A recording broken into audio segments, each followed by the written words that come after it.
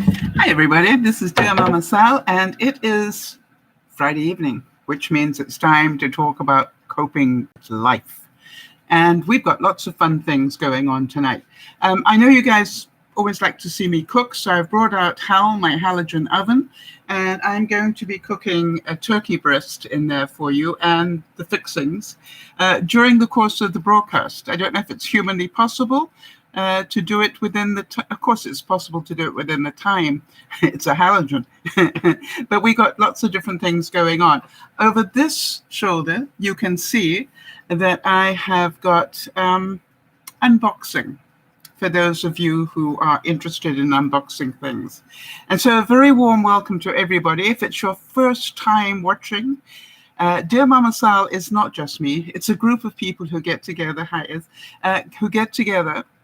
3 times a week to help each other cope with life. Hi, Jody. Good to see you. And I'd like to introduce Jody, our admin, and she does a wonderful job of looking after me. And Jody, I'm going to keep just telling people that if they see any typos, just to ignore them. I have a feeling that even though you've got a problem going on with your system, that people would far rather hear from you than not. That would be my guess. So even with typos, and I will just remind people that what's going on for you.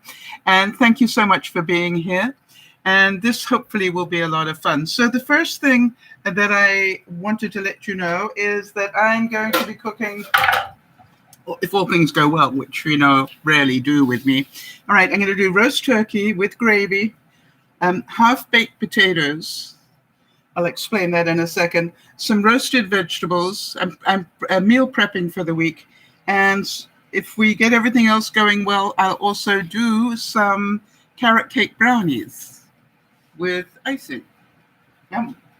So the first thing I wanted to tell you was how incredibly, hi there, Kimmy, and Sharon, how incredibly different the prices are. Let me get it out so you can see the size of it.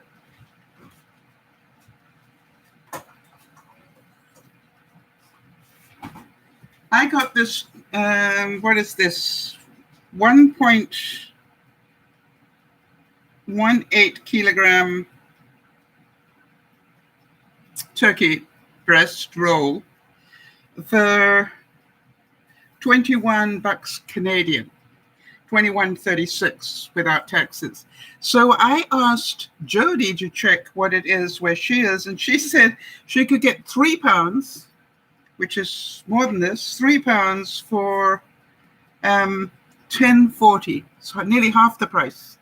However, whichever country you're in, it's still the same point. The point is getting a whole breast like this as a roast and then cutting it up will probably save you quite a bit of money.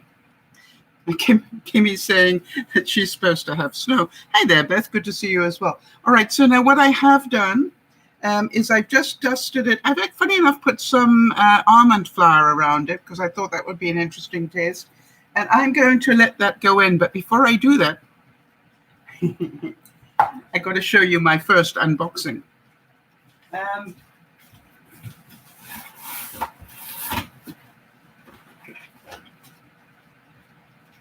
It's that time of the year for us to be doing barbecues and things. And so it was really, I went and got my probe to do something this week, and it wasn't working anymore. And it did its job. You know what I mean? It was a bit like me. It's getting old. So here is my new probe, and I've already unpacked it because I wanted to be able to put it straight in. I'm just going to turn it on. Good. I've pre-programmed it to do chicken. I know it's turkey. Get over it. And it's telling me that the temperature in the room, the ambient temperature at the moment, is 82 degrees Fahrenheit in here. Can you believe it? I'm not going to do it in Canadian. Can I do that in Canadian? 28 Fahrenheit, 28 Celsius. Oh, I'm getting so clever so quickly. All right, so here we go. So I'm going to put it in here, and this turkey breast will probably not be very Yeah, it's dropping down now. So what I'm going to do,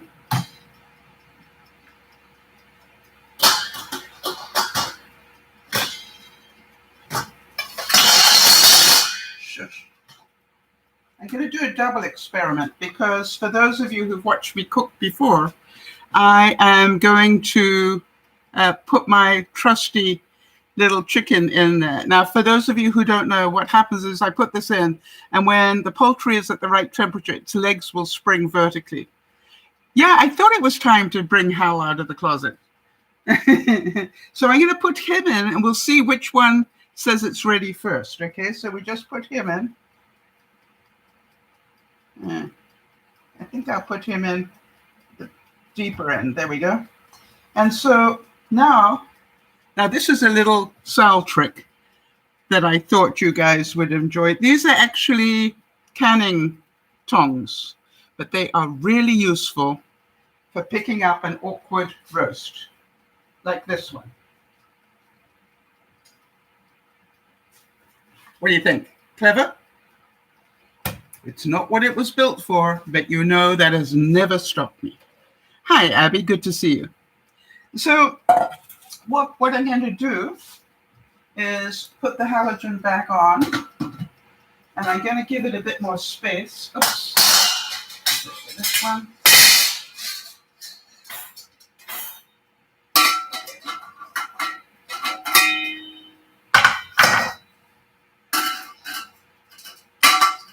Here we go. Now the question is,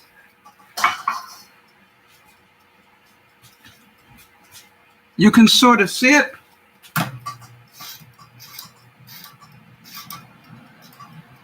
I've put it at 375 in here, and the current temperature of the roast is 45 Fahrenheit. But wait, I forgot something. Remember with me, it's never about perfection. It is just about, can we do it? It's an experiment. So let's just take this off for a second, because shush now. What I wanted to show you is a really easy way to do very tasty potatoes. I've got a potato here, and what I'm going to do is just cut it in half, and then drizzle some oil on it. And I personally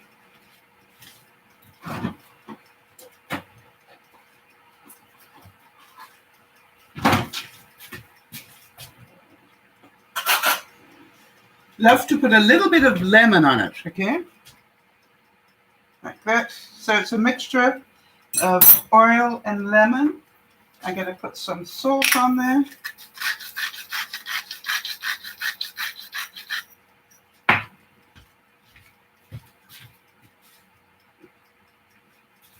And some pepper.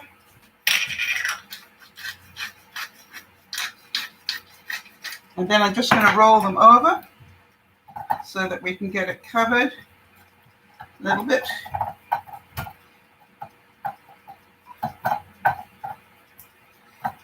Yeah. Very, very easy to do. Hardly what you call rocket science, all right? So now I'm going to put 1/2 each side of the roast. Called multitasking. All right, so here we go.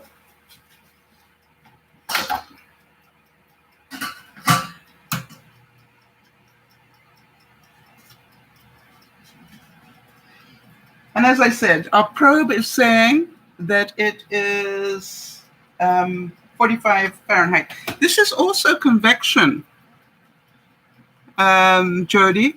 I don't know if you know, but the halogen is a convection system, but with an infrared light. So there's air flowing. Convection is that the air is always circulating.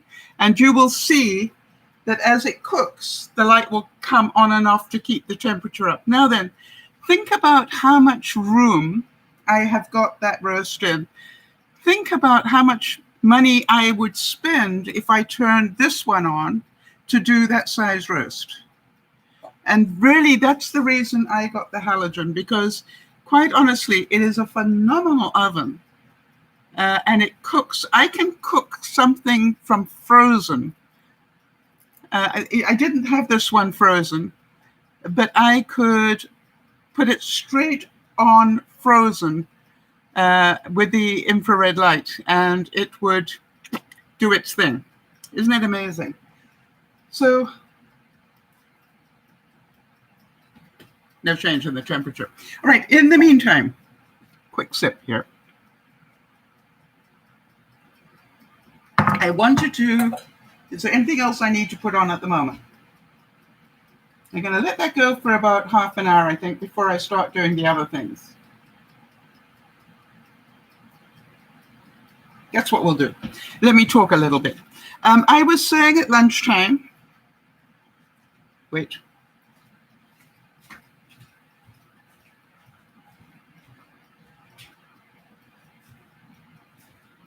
I was saying at lunchtime that the marathon people, for those who've been following my journey with the marathon, have already sent me my gloves to run in.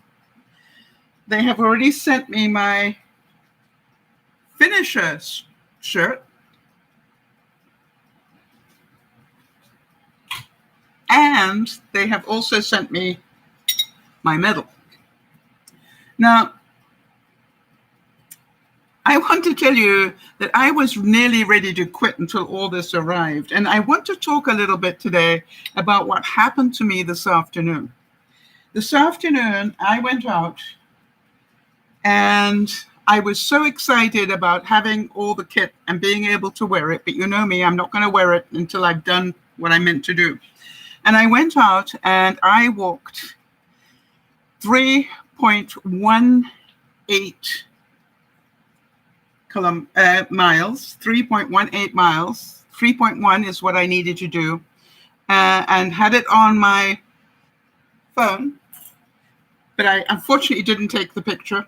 And when I've done it, and I did it within an hour and 15 minutes, which is the best I've ever done.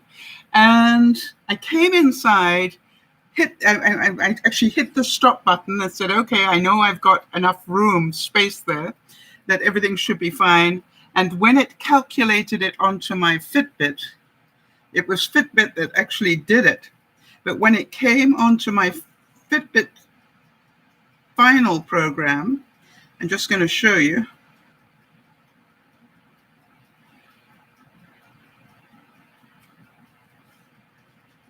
Okay. What it told me was that I had done 3.08, not 3.1, 3.08 miles in 1 hour and 15 minutes. I need to do 3.1 to wear all my stuff, right? How many of you are going, well, you did it.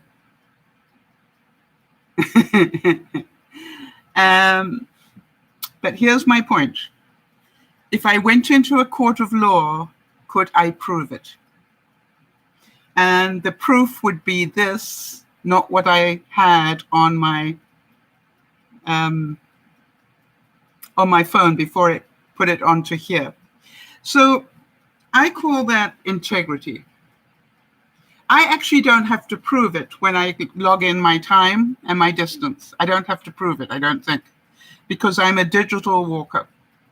But I think you guys know me well enough to know if I can't prove it, I didn't do it, if you know what I mean. It's just like I want to make sure that I can send you guys a picture and say I did it. And what I can show you right now is a picture that says 3.08, not 3.1. How many of you going, it's so close, Sal? And the answer is not yet. It's not done yet. By the way, in case you want to know how many steps did it take to do that, 8,271 steps in an hour and 15 minutes. I was moving. As I said, the best I've ever done. I didn't think I could do it, but apparently I can.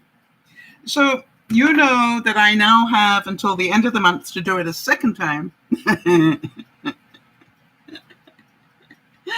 And when I do it a second time, you know I'm going to go at least another half a mile over what I need so that I can prove it. And then you will see me wear.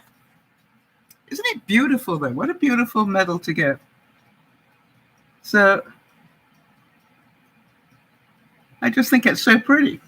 And I will, when I go out the next time, I'm going to actually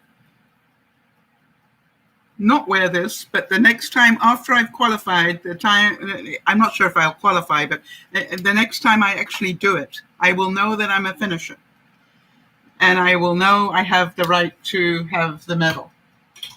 And remember, if you will, and this is what I want you to remember, is that back in December, I was doing 2,000 steps a day. Yesterday, I did nearly 12. Today, I have already done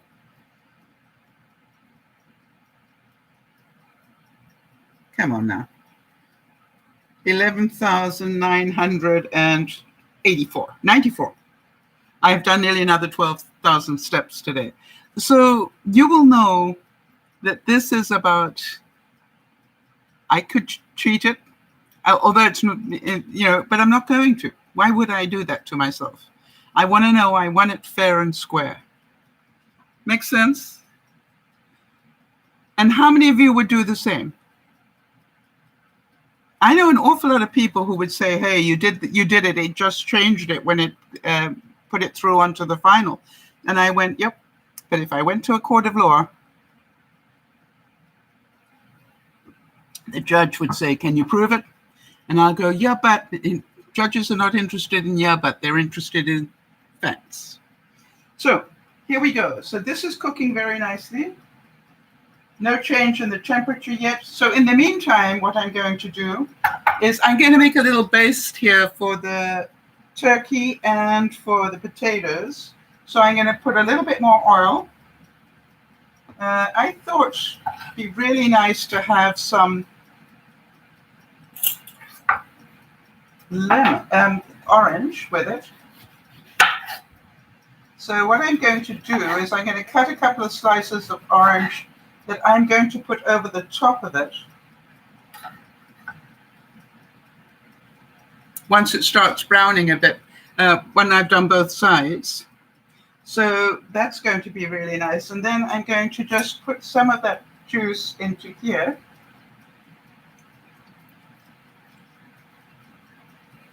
Now, what do we know? Orange has a lot of sugar in it. So that's going to also hopefully give it some sort of caramelization as well. Now, the other thing I've got is some freeze-dried chives from my garden. So the way you do that, you don't have to freeze it. Just literally cut fresh chives, put them in a little container, and then just put them in your fridge. They will keep their color. And if you look at this, these are crisp, right? They're not, they're absolutely dried, but they've kept their color. Okay, so what I'm going to do is just crumble a bit of the chive mixture in there. Apparently it's more interested in going on to the orange. Story of my life, right? So put that in there.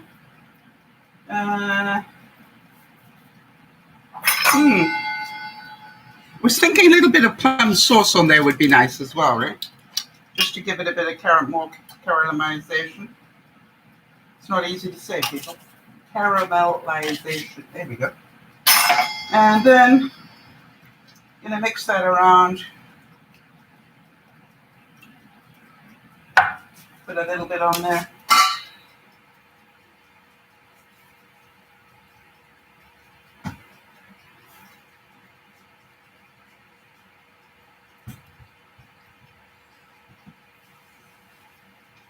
It smells so good.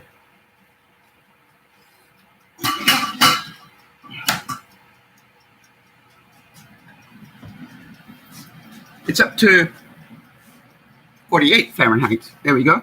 Kimmy's saying when we lived in California, we had to walk a lot. And where I live now, you have to have a car most of the time to get anywhere. Yes, and I think when I grew up, you had to walk a lot. You know, you didn't have parents that took you everywhere. You wanted to go anywhere, you walked there or got a bus or whatever. So I'm not sure. I think we had that discussion last week where it's not as safe today as it was then. So there we go. We got the roast turkey going, and we were talking about integrity. How many of you value that in people? You know, when you're looking for somebody as a friend, do you have integrity as something that you look for? And how do you check for that? And that is the interesting thing, is how do you check whether somebody has integrity? And the reason I ask that is because it is my experience that a lot of people will tell you that they have integrity. But, you know, the reality is you'll be amazed how few actually do. Byron Pulsifer, I'm having trouble with my talking today. Anyway, he said this: the development and contributing factors to good character is the continual process of understanding the components and actions of love. It is these components that provide the guidance for compassion, integrity, behaviors, and actions that transcend living only for self. So for all of you, look for people that have integrity. That is, I've always thought that the greatest definition I ever heard is that what you think is what you say is what you do. In other words, I'm not here on YouTube saying things that I think will impress you. I'm telling you, to the best of my knowledge, my truth. All right. And that's good and bad, as some of you have heard. I'm not always in a great mood. Why? That's my integrity. I not always make sure that my experiments go 100% right. Why? That's my integrity. I don't think it's fair. I think you need to see that everybody that cooks has good days and bad days. And also the other thing is, I want you to see that I really don't measure stuff. I sort of hack it in, and it works for me. So when you look at life, I would say that it's pretty easy to tell people with integrity. Pretty easy to tell people with integrity. Because if they cheat on little things, they cheat on big things too. Probably more likely to cheat on big things too. And therefore, be aware. Now, one of the things I wanted to show you was an unboxing, because it is an experiment that I wanted to try. Funny enough, Kimmy was talking about getting paper towels last week, and I had just ordered this box. And I was fascinated because I love I don't know about you guys, but I love the fact that you can buy the sort of selector size type paper towels, you know, where you don't have to use the original big one. You can have a sort of like a half a one. These, you can have a quarter of a one. And I thought, if nobody has seen them, I thought you might like to see them. So what I'm going to do is just unbox them.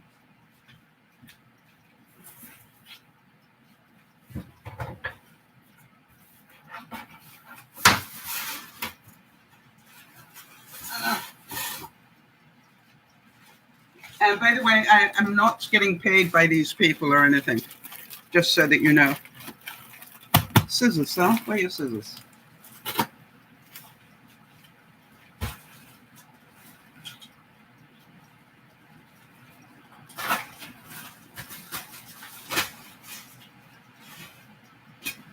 Okay. So this is just out of interest. Here we go. Ah, that is so cute. So I can have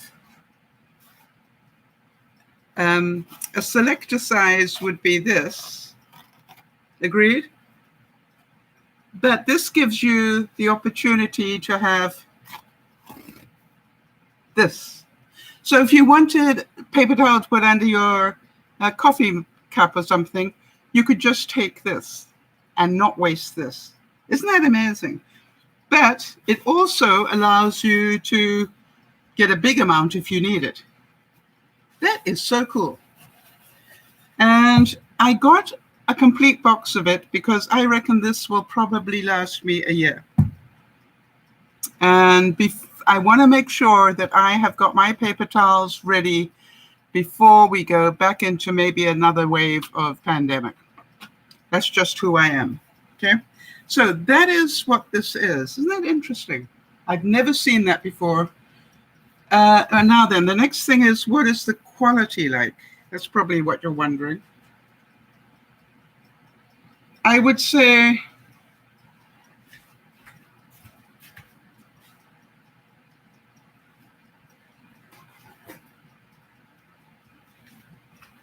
let's have a look here. Don't know if you can see that. This is, how easily can you see my hand through that? And how easily can you see my hand? Okay, so this is a little thinner, but I think with what you will save, it will be well worth it. We will see. And as I said at lunchtime, don't be afraid to use paper towels. And when you finish with them, just throw them into a bowl with soapy water in them and leave them there for the day. At the end of the day, just rinse them out and put them flat on your countertop so they'll be dry in the morning. And these are the ones that I dried overnight. And I think you'll agree, they don't look like secondhand paper towels. I'm now going to add these to them. So don't waste it. Use it and reuse it if you can.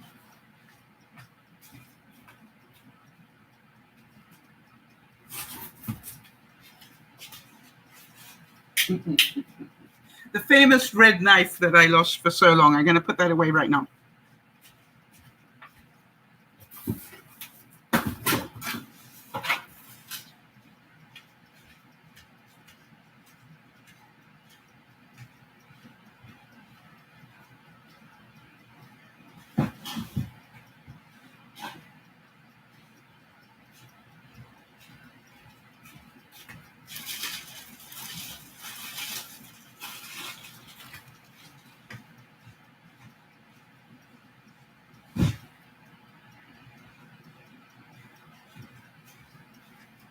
Ha-ha.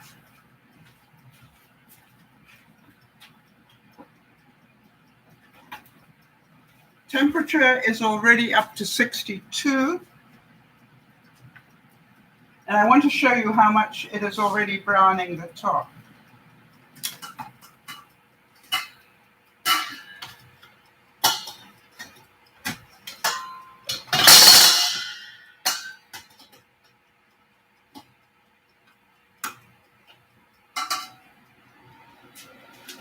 Oops.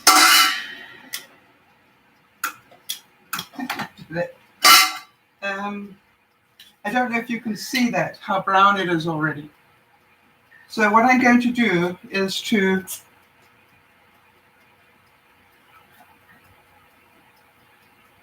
put the oranges on top. Uh-oh.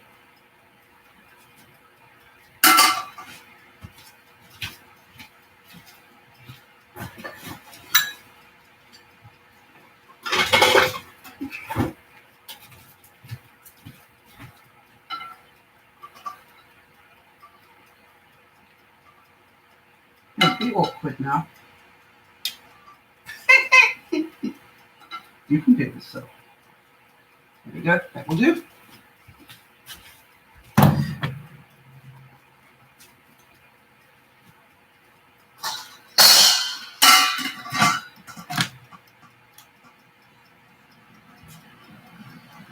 And we'll let that continue for a little while more. And so, yeah, it's interesting, isn't it? That it's such a clever idea, I think, about it's now select to square, not select to size. So I'm glad I got them, and I'm pretty certain that they will do very, very well. All right, so now then, the half-baked potatoes. What I'm going to do is, in a minute, once I get this temperature up a little bit more, I'm going to turn the turkey roll over and then also turn the potatoes over. But you will find that as these cook, because of the convection, we're going to end up with a pretty crispy top to it and bottom. For those of you who like roast potatoes, this is a mix between roast potatoes and baked potatoes, which I love. So what will happen is we're going to end up with crispy outside and yet nice flaky potato inside, without doing any work at all. We like that, right? Up to 67 now. And actually, the more it starts to cook, the faster it'll go up. So just so that you're aware of that. Right, there are my gloves. I don't need those anymore. Let's find something else here. How about this? Creating a culture of integrity and accountability not only improves effectiveness, it also generates a respectful, enjoyable, and life-giving setting in which to work. One of the reasons I picked Jody as my admin was that everything that she did and told me reeked of integrity. And when you are a YouTuber, you do need to make sure that whoever is your admin, has that sort of level of integrity, because if they don't, they could be doing terrible things. And there was never any doubt in my mind that Jody had that level of integrity that I required. And, I would have absolutely reek. Yes, reek was the word. You reek integrity. It oozes from your very pores. And so, but to me, really, really important. So, I'm at the stage now that, quite honestly, once Jody's operation is all done and she's settled down and now wants to fire on all cylinders again, she will be doing all sorts of other things within the DearMamaSal stuff, and I won't have any problem about that at all. She has proven time and time again that she has that level of integrity. And it's interesting because who said this? This was El Hansaker said, customer retention may be best supported by operational integrity. After all, when you think about your personal relationships as well as your business relationships, you tend to stick with folks that are really good at showing that they sincerely care about you and doing what they say they're going to do. It boils down to trust. And one of the things that I am so incredibly grateful for is the cross-section of people that we have as part of DearMamaSal. You come from all different walks of life. Some people are better off than others. Some are better educated than others. Some, have different talents, but it doesn't matter, right? What is important is that you all understand that in order to be part of this, integrity is part of the need, all right? If I don't do well with people who lie a great deal. And Jody's saying, you are my trusted confidant and you have never failed me. I could, because that would be your expectation. I could only fail if you have an expectation. Am I correct in that? Or do you say the trust was you never failed? Yeah. Oh gosh, that's pressure. I don't need that. And so, I look at it and go, think about that. That, the same way that if you think about the stores that you frequent, you go to people that you trust, right? You don't mind paying a couple of cents extra if you get the sort of service that you want, for example, for some people. I must admit that I never thought in 1,000 years I would have my groceries delivered to me, because I'm more than capable of getting in the car and going and getting them. But you know something? I have found that getting my groceries delivered saves me money, even though I pay the annual fee. Actually, I don't pay the annual fee with my grocer, with my Save On. But even with Amazon, I think I save money buying through Amazon and having them deliver. Why? I only get what I put on my list. There is no impulse buying at the store. Now, obviously, there's lots of impulse buying when I do the, oh, that looks interesting, I'll put that into my cart, But then at the end of I buy on Amazon normally twice a month. And what I will do is go through the list and go, okay, now let's see what you put in there and what do you really need. And I also have a budget that I allow myself. And I have been saving money, because if I'd gone to a store to get these things, I would have spent way more. So, and that includes the cost of the subscription at Amazon. I've got to tell you something. Because I'm not paying for anybody mailing me anything, it's all part of the subscription. I think they must make money, but my attitude is, just on the mailing costs alone, how can they? This always confuses me. Yes, Jodi's saying she does the same thing, right? She window shops, and then when she goes to actually buy, she edits the cart until she gets down to her budget level, and then that's what she buys. There have been some things that you have the ability to click a button that says, I save this for later. I've got some things on that list that have been there for 2 years. I guess I didn't need them at all. So there we go.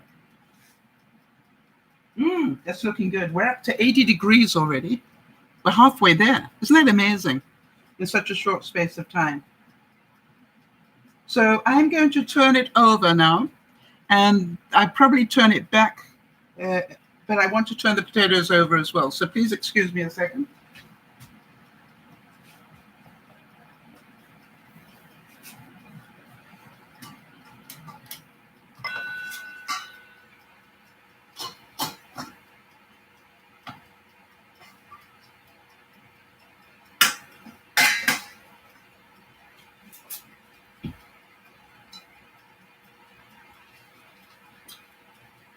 Uh-oh. I'm going to take that bit out.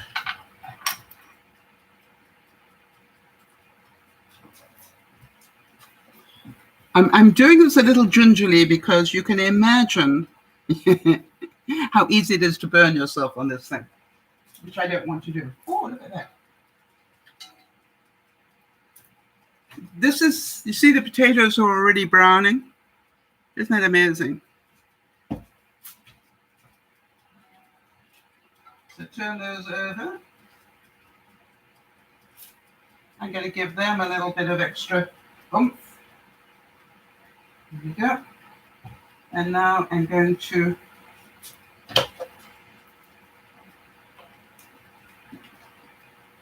actually, I don't think I need to take the probe out. I think it can stay. We'll find out. All right, guys, what did you do with, there they are. Okay. So now what we're going to do, if I can get this at the right angle.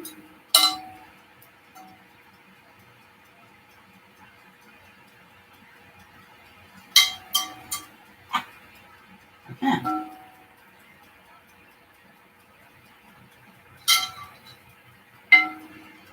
Turn that over.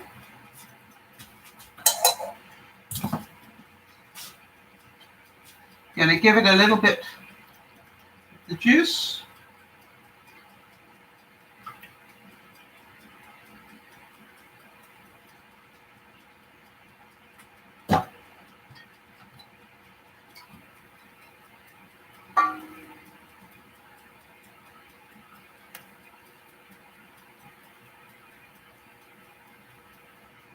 It's good.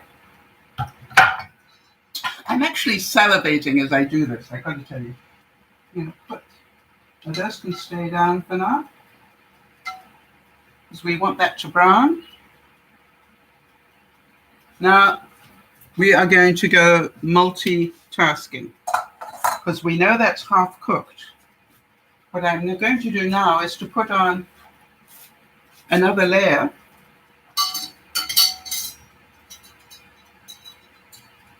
Like that, and it's just leaning on top of the roasted bit. And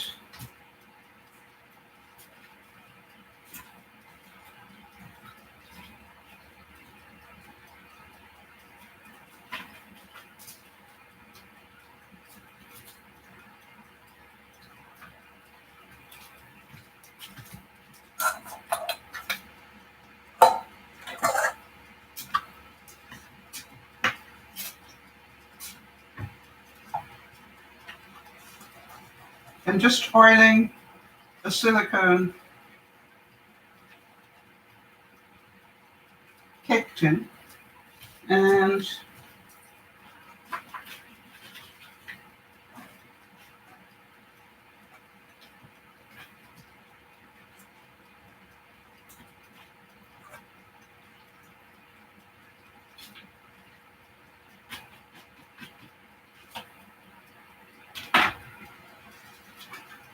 okay, what I've got here are some cabbage, broccoli. This is spaghetti squash, some cauliflower, some zucchini, and some onion, and also some carrot in there. All right, so now what I'm going to do is just drizzle a little bit more oil over the top. Shake it around a bit. Add a little bit of, I probably discussed this with you before, but I love this stuff. This is called Chinese spices. And what it's got in it, if I can tell you, is fennel, coriander, star aniseed, cassia, don't know what that is, and something else that I've got no idea about. But what I do need to tell you is it is great on vegetables. Love it on vegetables. So some, remember always the some. I'm going to put some black pepper and some pink salt, and then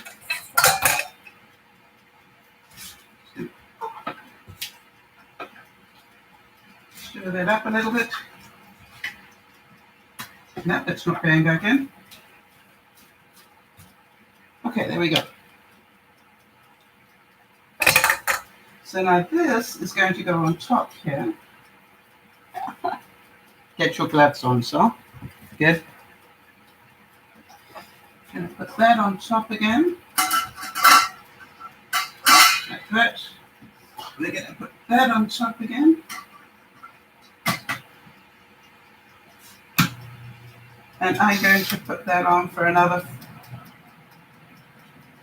little while. Now, this will help the second side not burn, all right, because it's being covered by the silicone. Make sense? Oh, cassia is Chinese cinnamon. So you can imagine that mixture of aniseed and cinnamon.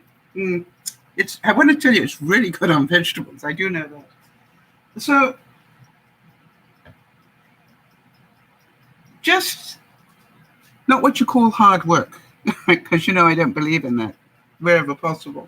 And I'm just now going to leave that. It's already up to 100 degrees.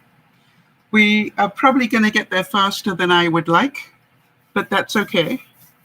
What I will do is I will then put it in the oven while I finish everything else up. But again, what I want to show you is everything I'm cooking is in the one small container.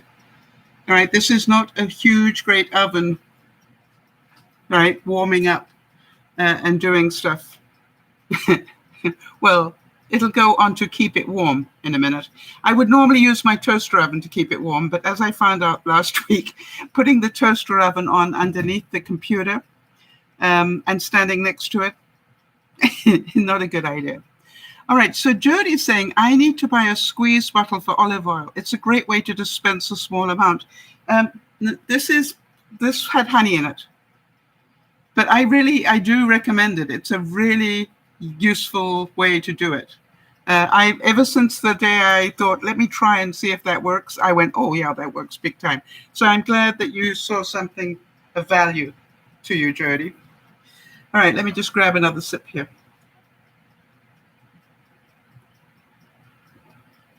All right, how about this one? As you experience changes and breakthroughs, know that integrity, honesty, and truth are the highest vibrating energies to guide you forward. Everything else will fall away. You remember that I suddenly, out of nowhere, got an invoice on my renovation. I got an invoice that I was not expecting. And I'm going to be going forward with it. I've given it a few days to calm down so I'm not overreacting to anything. But I am just going to find out, is this part of the quote that I was given, or is this meant to be above and beyond the quote that I was given? Because I asked for a quote for what they call it, a turnkey job on my shower. And I don't have the things that were meant to be in my shower at the moment. So to send me another bill that is over $1,500 more, that doesn't amuse me very much. But I'm going to try not to panic until I find out what the facts are. But I needed to calm down first. I'm a great believer in that. Just because that I saw it and it concerned me doesn't mean I have to react immediately. I can just take a few days, think about it, and then I will write the email, and it'll be firm but friendly. Actually, the first email will be to seek first to understand. Is this something you're going to be paying within that price, or is it something over and above the price that I was quoted? Because if that is so, then we need a very serious discussion in a hurry. William Menninger said 6 essential qualities that are the key to success: sincerity, personal integrity, humility, courtesy, wisdom, and charity. And what I love is how many of the Dear Mama Sal viewers, fall into those categories, and it's wonderful. Dwight Eisenhower said, the qualities of a great man are vision, integrity, courage, understanding, the power to articulate, and the profundity of character. In other words, a profound character. I would like to say that when I think about that addition, the power to communicate, do you understand that if you, I've got I think I showed you that picture that I have that was in a magazine, and it talked about me, and what I said was that, I think that the ability to sell yourself, is something we should teach at school. The ability to be able to sell something is something that I believe should be taught at school. And the reason I believe it is there are so many things in life that you need to be able to sell your point of view. Doesn't mean that anybody has to buy your point of view, but you do need to be able to sell your point of view in a rational, calm way, if possible. And, that to me is why I think, it should be, if possible, part of a normal curriculum, and perhaps more valuable in the long term of your life than a lot of other things that they teach. And I've always believed that. Linda Chandler said, think pig. That's my motto. P stands for persistence. I stands for integrity. G stands for guts. Those are the ingredients for a successful business and a successful life. How many of you know that Jody has had persistence the last 2 years, persistently changing her diet, persistently doing whatever she was humanly capable of doing. She couldn't walk, but she could do arm rolls. To go from, literally doing 20 of these to doing 1,000 of these, once she saw that it would raise her heart rate and it would, help her body circulate. To me, it was mind-blowing to watch her do that. And by the way, her integrity in doing that. There were days that she would contact me and she was really struggling to get her steps in or to do her version of steps. And by the way, we found out, as you know, that she could do steps sitting down. She didn't have to be standing up to do them. And see, those are the sort of things that people use as excuses. Well, I do steps, but I can't stand. Well, hello, what can you do? Don't tell me what you can't do. Tell me what you can. And then I would like to say that the guts that it has taken for Jody to get this far, it's taken huge courage to get this far, to get to the point where she was literally had almost given up on herself, and to get to the point now where any minute now she's going to have a major operation that is going to change her life. For those of you who don't know, she is going to have a gastric bypass surgery, which means that they will make her a new stomach that is much smaller than the one she presently has. And in doing that, she will need to totally change her diet. And there will be some things that she has had all her life that she will never be able to eat again. Jody, tell us, if you will, a couple of those things. I believe soda is one of them, right? That you won't be able to drink soda anymore.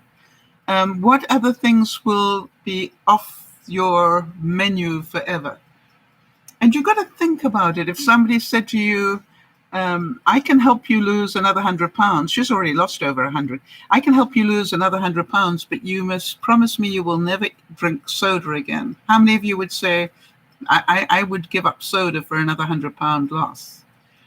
The other thing is that for the first few months after she's had that surgery, her diet is going to be really mostly liquid. And, she's going to share that with us, obviously, as we go around.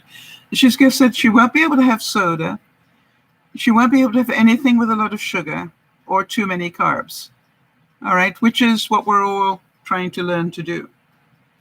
I was saying at lunchtime today that one of the things that has deeply saddened me is, even with all the walking that I'm doing, even with all the changes that I'm making, I am still struggling to keep my blood sugar under control. And you know why? It's what I put into my body.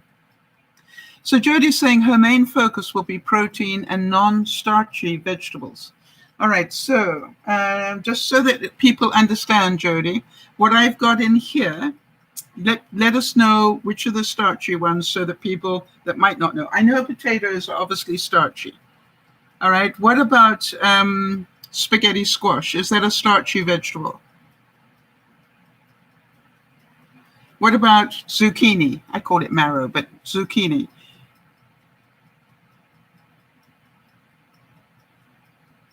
And the reason I'm saying that is I don't want to presume that everybody knows what is and what isn't. What else did I put in the vegetables?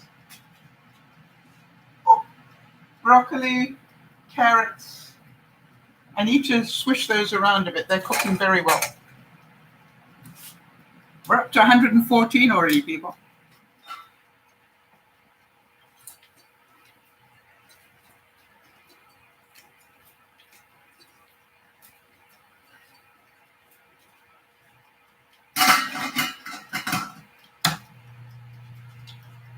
And the cabbage is getting crispy. I found out that I really like cabbage.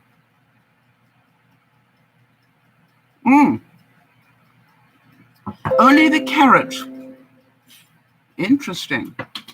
Hang on a second. Only the carrot would have too much sugar. So you won't be able to have carrots for a while, if at all. I didn't know that carrots were high in sugar. So all of us that think we're eating well when we're having carrots and dip, I didn't know that. Thank you, Jody. And that's why I'm saying, it's because I didn't think that carrots were bad for you. And I I must admit, every day I sit down with my carrots and dip thinking I'm being healthy. Well, I guess I'm going to be lessening that. I won't stop it, but lessening it. Liz Brown said, honor your commitments with integrity. How many of you have stopped promising people things? I want to tell you, it changed my life when I stopped promising people things and then realized that I was setting myself up to break promises.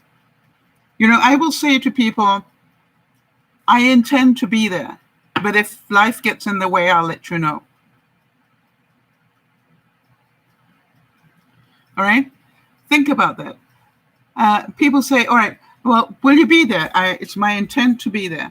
I'm not going to promise you because sometimes life gets in the way and I hate to break a promise. So I'm going to tell you, I'm going to do everything in my power to be there. Only if something, gets in the way of life will I be phoning you and telling you I won't be there. It is my intent to be there. And I found that it keeps me in much better integrity. Because if I suddenly wake up with the flu, I can phone up and say, you remember I said if life got in the way, I'd let you know. I woke up with the flu this morning, and I am so sorry. I won't be able to be there. I haven't broken a promise. And I really recommend that you think about that. Don't be so quick to promise people things. Ray Kroc, famous the guy with lots of money, said it's easy to have principles when you're rich. The important thing is to have principles when you are poor.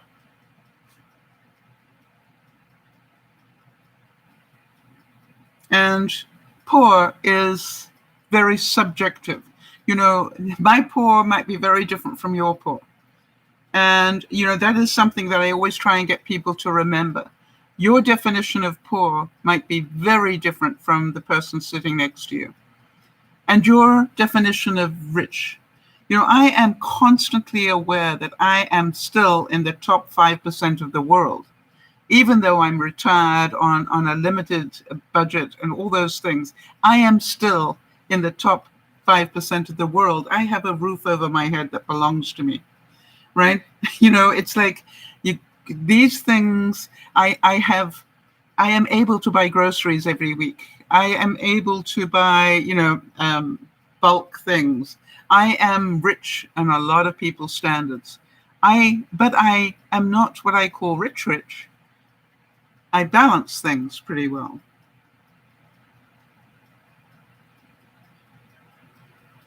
And what about you guys? All right. I've known really poor people that have superb integrity. And in fact, in a way, they overdo the integrity because they will not, accept any help. And it always makes me laugh. And I go, something, every time you refuse my help, you are actually hurting me because I am in a position to be able to help, not as much as I would like, but I am in a position to help a little bit. And it would give me such joy to do that. Let me do that.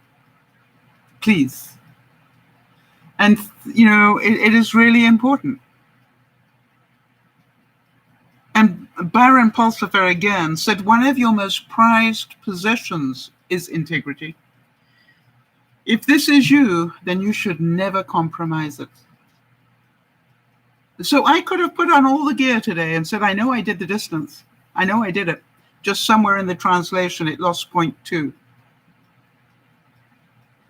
I'm not going to do that.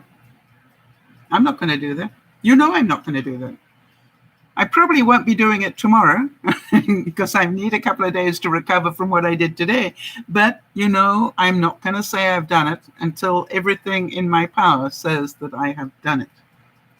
Dave Alley said, all believers must guard the heart and the mind and strive to walk before Christ and with each other in integrity. And for those of you who have faith, there is no choice, right? If you have faith, if you believe in a greater being, then integrity is part of that belief. You do not need to lie to people, right? Some people will accept you for who you are and some people won't. I always think that one of the greatest joys of doing Dear Mama Sal is that we have this cross-section of people and that we get these different ideas and thoughts and solutions from one another. I think that's half the fun. I just got to check. We're up to 121. Going pretty well. The vegetables are looking pretty good.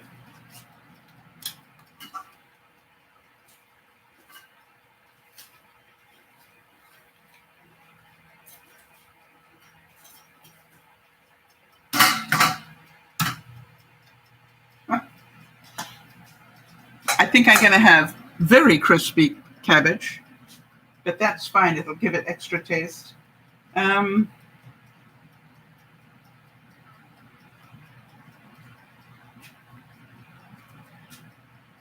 We haven't got that much more. We've got the vegetables. By the way, I've got more vegetables that I will be cooking tomorrow the same way. I will just keep Hal out and I will do the rest of the vegetables later before I go to bed tonight. And that's my prepping of my healthy vegetables for the week. I'll have other things in between, but that's sort of whenever I do a meal, I will take at least a cup of those vegetables, knowing that that's a good cross-section of pretty healthy stuff. I will have 1/2 a potato or even 1/4 a potato tonight with the turkey. And then the other 3/4 of the potato I will have during the week. And I will just heat it up and crisp it up. And if you want to crisp it up again, just put it in the toaster oven for 20 minutes, 15, 20 minutes, and it'll crisp right up again. What else do we need? Gravy. I've already got that ready, but I need that empty. No, I don't really. I'll do it when I take the meat out. And then we can do the carrot cake. So we're doing pretty well in a fairly short space of time. How many of you are going, that's hard to believe? Are you asking, was the paper towel that we showed about half an hour ago 1-ply or 2-ply? I'm pretty sure it was 2. Hold on 1 second.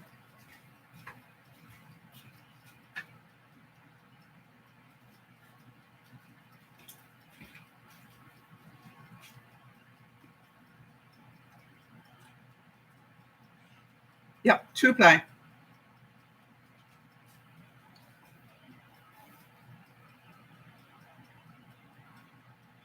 But I will say that it is slightly thinner than the product I would normally buy. But I think I would make up for it for the ability to not waste as much. By the way, forgive me for the way that I find out whether it's 1 or 2-ply, but it does work. I'm pretty sure Jodie's laughing, going, only Sal would think to do it that way. But there we go. Very, very simple way to find out if it's 1 or 2-ply. Just get a little bit wet and then blow on it. And there it is. No charge for that tip. All right, so there we go. And we are now up to 124. Exciting. I forgot to put this one back in. I should do that. Just forgive me for a second, because I want to see which one says it's done first. That's my experiment. And you know me, I'm all about experiments. Is it really that important? No. No, it's a lot of trouble to get down to that level. When this one says it's ready, I'll stick the other one in to see if it agrees. How's that? Now, I should put the oven on now.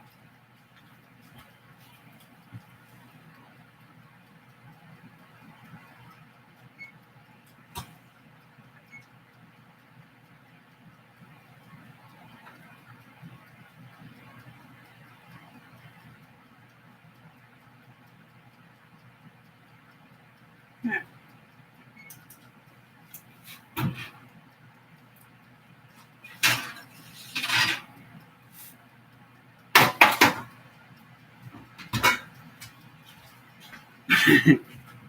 When you keep your food warm, what temperature do you keep it warm at?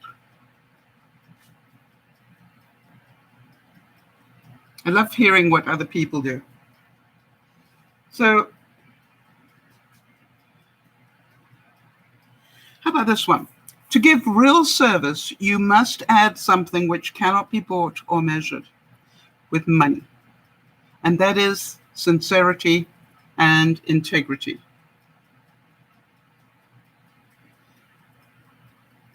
I want to tell you, I notice those things more than anything.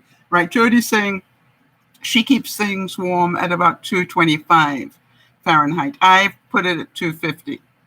That's how I normally have it around 250. So that's important. Maya Angelou said, I've learned that people will forget what you said. People will forget what you did. But people will never forget how you made them feel. Never. Hi, Becca. Welcome. And, that is the whole reality, all right, is that your integrity is up to you. It's not led by anybody else. You determined your integrity. You cannot say, well, they made me.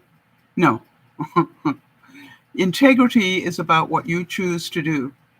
Whether you choose to get sucked into other people's stuff and act badly just because they treated you badly. Oh, we've had some great ones, Becca. How about this one? Orson Swett Martin said, there is no investment that you can make which will pay you so well as the effort to scatter sunshine and good cheer through your establishment. Now, the interesting thing is, when you do that, some people will make fun of you. And Little Miss Sunshine or whatever. Don't worry about that. Be that person. Every company needs that person that is bright and cheerful. And, and I've noticed that there are people that will really beat up on you for being happy. That's their problem. John Maxwell, I got a lot of time for his quotes, and he said, power really is a test of character. In the hands of a person of integrity, it is a tremendous benefit. In the hands of a tyrant, it causes terrible destruction. And we are now up to 128. We're waiting for it to get to 165. I'm not going to turn those potatoes over again. Bet that's looking good. I might take out the cabbage. Hold on one second, people. In fact, I might take out the vegetables. Let me see if they're done.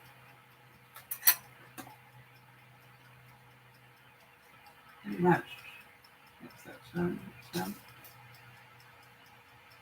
Yeah. So I'm going to take the vegetables out and put them in the oven now.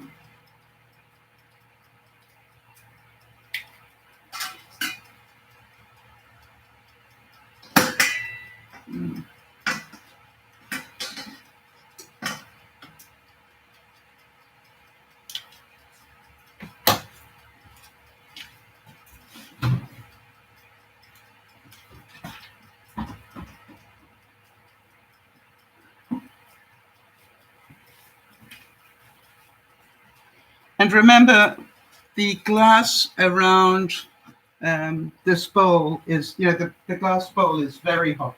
So I'm being extra careful. If you notice, I'm keeping my arms up. You learn this the hard way. Put that in there. I'm going to check how the potatoes are doing. But first, take out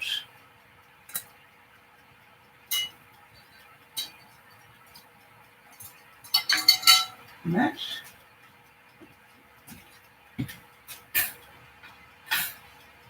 And let me just check these potatoes. Oh yeah, they're done. Yum.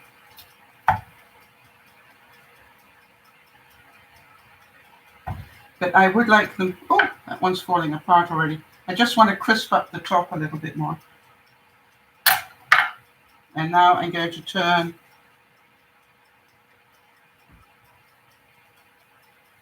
the turkey over again.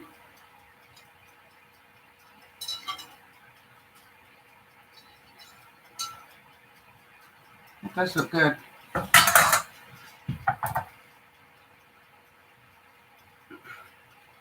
little bit more of the orange mixture with the chives and seasonings.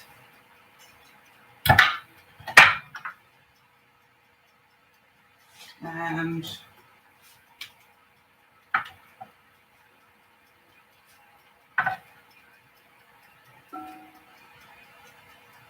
just going to brush the potatoes one more time.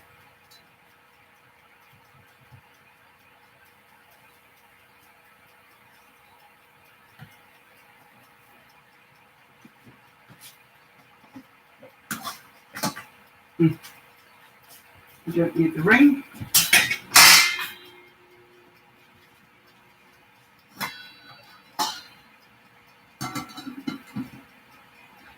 Oh, I know what we were going to do. I'm going to put the little guy in.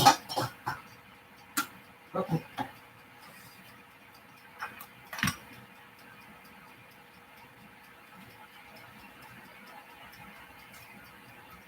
Okay, so its feet are not popping up yet, which is good. And now we're going to put that back up.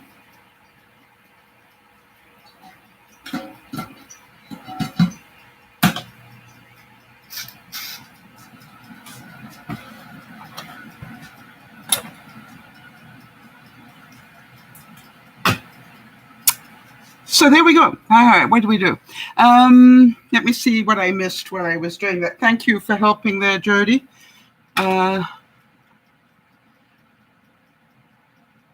Yes, we're doing a turkey breast roll. You know, it's wrapped up, and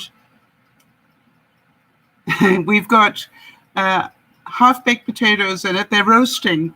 It's like a cross between a roast potato and a baked potato.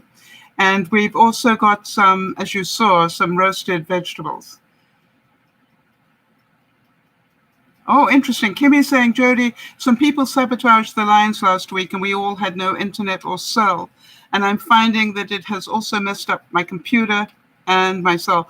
You know, it's interesting. A lot of people are doing that. They're actually pulling the cables out and stripping the copper.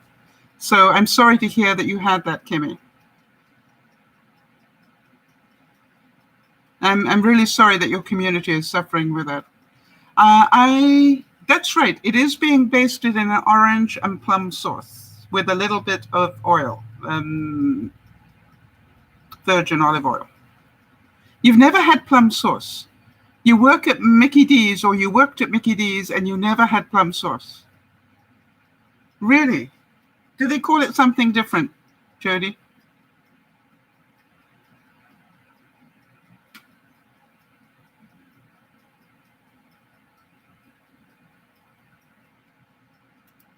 Huh.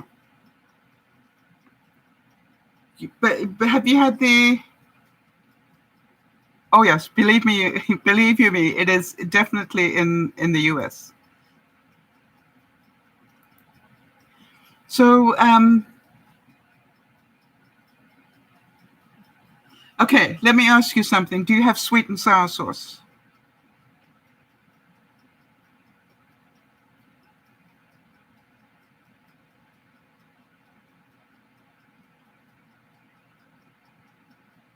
Uh-huh.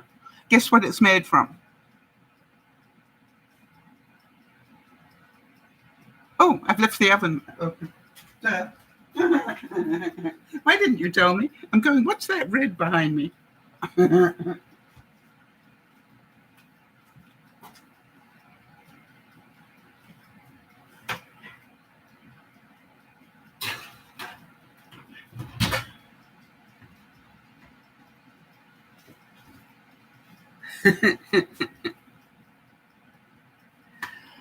Yeah, if it's lagging a bit, refreshing normally helps get rid. The other thing is, do you know how to get rid of your cache? CACHE. That's another thing that helps a great deal. I try, before I do a broadcast, I try to clear my cache completely. Hi, Dee, and nice to meet you. How did you find us? And Dee, if you would, just so that the other viewers will get an idea, roughly what age group? 20s, 30s, 40s, 50s, 60s, or like me, old fart in their 70s, just so that we get an idea.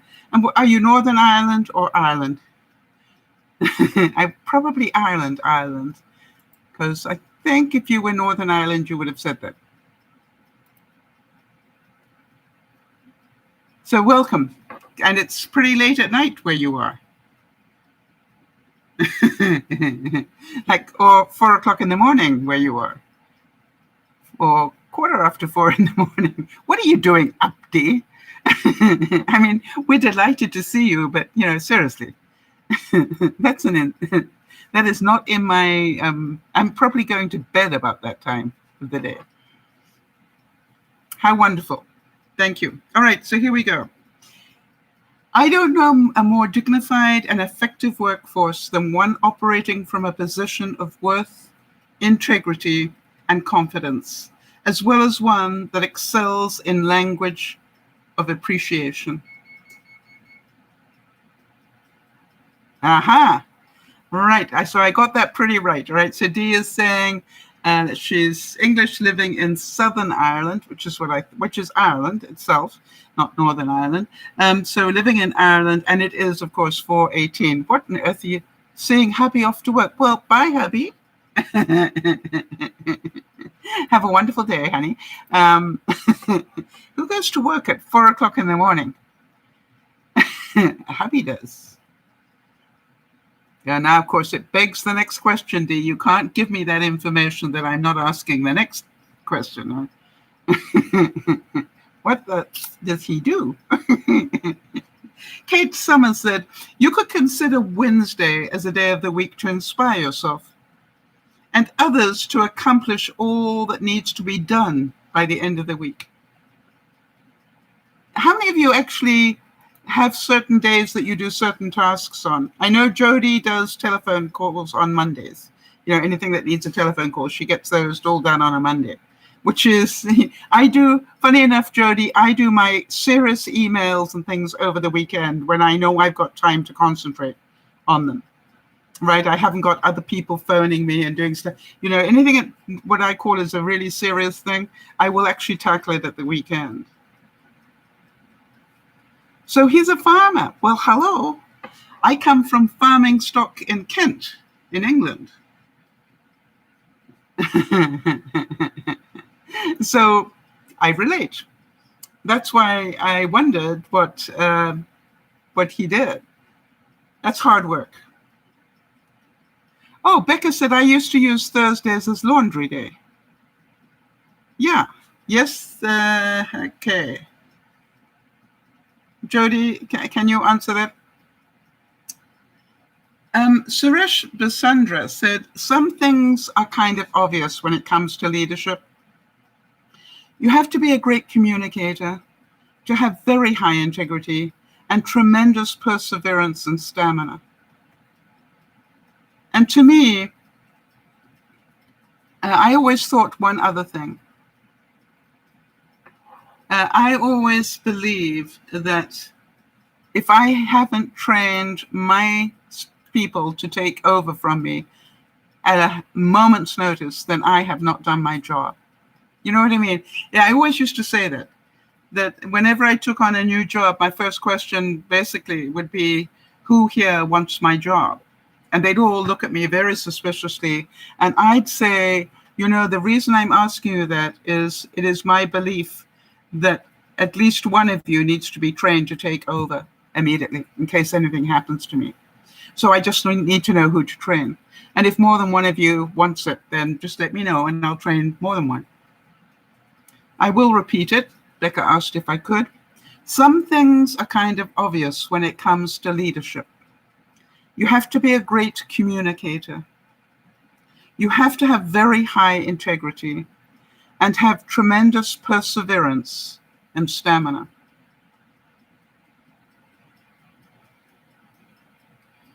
And to me, whether you are in a job or not, you still are a leader. You know, I've always said that leadership is not a title. It's an action. And the great DearMamaSal said that. Leadership is not a title. Leadership is an action. Manager is a title. But leadership is an action. I always believe, and you've heard me say it before, and I will repeat it many times, that my job as a manager was to bring out the best in people. That made me a leader. It's not that I was the best. I believe that by helping people understand some of the concepts that I understand is a leadership thing, right? It's not a management thing. To be able to train Jody to do the things that she's now doing, that to me is a leadership thing, not a management thing. And to me, that has always been who I am. I am hoping that after I am long gone, at least one of you that is a regular will carry on the work in some way. I am hoping that at least one of you will go, it is my commitment to life to carry on the work. And if somebody does that, then I will have done my job. And so it's not that you have to know it all, it's do you understand the principles? And if you do, then you can do the work. Earl Nightingale, listen to him day in, day out when I was in my 20s. Integrity is the seed for achievement. It is the principle that never fails. So I could put on my t-shirt and I could wear my medal. And nobody would ever know whether I had done it or not. I don't think Becca's seen the medal, so I'm just going to make sure hang on a second. Let me do that a different way, Becca. Get the angle right so that you can see it. All right? And nobody would ever know. But I would. And Jody would. And so to me, this is like, that is so important in life. And as I said, for those of you who have strong faith, it's a no-brainer. People with strong faith always have integrity. Well, nearly always, except for the guy that rips off the church. That person doesn't. Gus Lee said, here is the truth. Principled leaders solve moral problems. They have the courage to act rightly. They consistently demonstrate principled conduct under pressure. So isn't that the truth, though? It's easy to do the right things when everything's going right. Can you still do the right things when everything's going wrong? Charlotte's doing very well. She was talking to us at lunchtime, and she's doing really well. She looks wonderful, and you know, she's still doing marathon running or part marathons. You know, she's doing 5K, 8K type stuff. So she's looking really good. You know what I mean? Her face looks happy, and you know, she was. When you think of how she was when we met her, Becca, she has done so much work on herself, just amazing, and it's wonderful. And now, you know, she cannot believe that she is now guiding me into 5K runs. And I said to her last week, you know, you are my inspiration. If Becca, if Charlotte could do it, then surely I can. And I've now got my official gloves as well, Becca. I can now go running with my official gloves. Why do I need to run with gloves on? Does anybody know? I mean, I understand in the winter, but there must be a reason why they let you have gloves. They didn't give me a toque. That would be better for winter. Oh, I forgot to put the oranges back on. getting crispy now.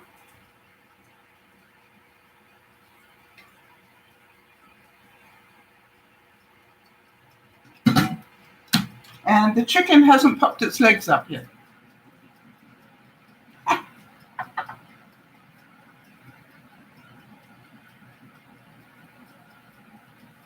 So good.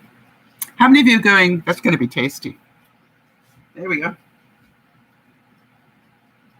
138 and rising. And so in just, the gloves look cool. Is that why I should wear them? I could wear these without wearing the other stuff and still be okay, right? These don't say that I've done it. These saying that I've got a halogen. I call mine Hal. And every now and then I will do an experiment in it. So this is a roll of turkey breast, a full one. Oh, interesting, Becca. Do you think it would help with the blood circulation? So I should put them on my feet then. Good thinking, though. What I will do is I will ask Charlotte. She will know. It goes to show how stupid I am that I don't even know why they sent me the gloves. Jody's saying your fingers have a lot of surface area and lose heat quickly. They're sensitive to cold, and they're not working very hard while you're running. There you go. For somebody who can't use her computer, she's doing a pretty good job, don't you think? Right. And Becca's saying maybe it's the cooling effect at the same time, depending on the fabric. Maybe it wicks away the moisture. What's the fabric, Becca? Oh, gosh, if you think I can see that without glasses, you can think again. No, I'll have a look at those when I can find my glasses. Oh, wait a minute. I've got my old ones here. Let me see if I can find that. The things we learn, right? All right, so Jody's saying the rest of the body can keep itself warm, even in shorts and singlet, while your fingers can feel the cold. All right, hang on a second. It is 100% cotton. I did not expect that. 100% cotton, exclusive of elastic. Made in China.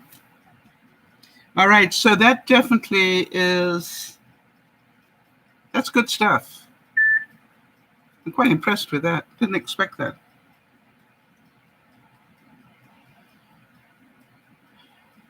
So here we go. Jimmy Carter said, we must adjust to changing times and still hold unchanging principles. For those of you who were with me at lunchtime, remember what I repeated time and time again to Nyasha.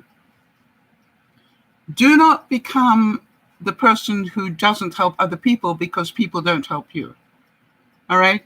The trick in life is do what you know to be right, regardless of what people do to you. If you measure your response to people by their behavior, then you are under their control. You will know that you are in control of yourself when they can say whatever they have to say, and you can still be who you are. All right? And that's a good, kind person. Very, very important. H. Jackson Brown Jr. said, live so when your children think of fairness, caring, and integrity, they think of you. And by the way, it's not just your children. As you know, I never had the ability to have children, but I am amazed how many of the people whose lives I have affected will literally have people phone me and they will say to me, you don't know who I am, but so-and-so said that if I have an integrity question, the person I need to be talking to is Sal. So I go, okay, tell me your issue. And they tell me, and I go, uh-huh. And what do you want the answer to be? Well, for example, and I've told this one before, but it is a good thing about integrity. A friend of mine had passed their PhD, and was already signing his emails with the fact that he was a PhD. And I said, do you have the certificate? No, but I passed it. And I said, I know that. But do you have the certificate? You know, if somebody queries whether you actually are a PhD, can you prove it? Or will you just say, I passed the exam? And I said, you know, really, from my experience, the day that you have it hanging on your wall is the day that you can put up that you're a PhD. That's just my integrity, right? The same thing. Well, I want to say, Dee, that I'm really glad that it came across because we would never have met you otherwise. So I'm so glad that hubby is a farmer and that you happen to be seeing him off for work. How kind of you. It's wonderful.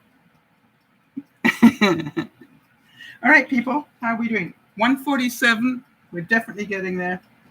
And now the oranges are beginning to get crispy.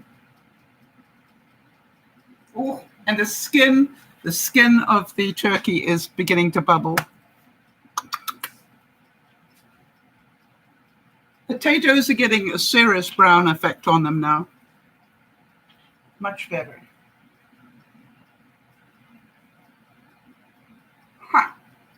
Now, just in case you've got a halogen or have one, if it gets to be too hot, what I will do, at the moment it's still okay because I've got the orange taking the brunt of the crispy stuff. But, you know, you can put some foil over it. But let me warn you, if you put foil into a halogen, because of the convection, it makes the foil flap up and down and do terrible things. So you actually need to put the foil right across so that when you put the lid on, the lid holds the foil. So like, otherwise you get some serious problems going on. Dee, how long have you had your halogen? And, you know, somebody was saying, what's the difference between a halogen and an air fryer? And I would say quite a bit. You know, I literally, what I love about this, as I've told you many times before, is I can go to my freezer and take a solid block of meat that is frozen, no defrosting, and put it in there and have it on the table within an hour and a half. Do I have an extension ring? No, I have two. This one?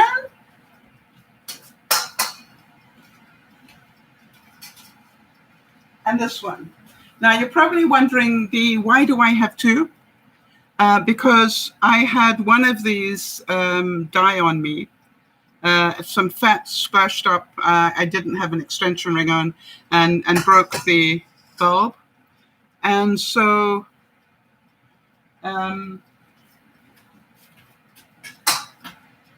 I kept the second one.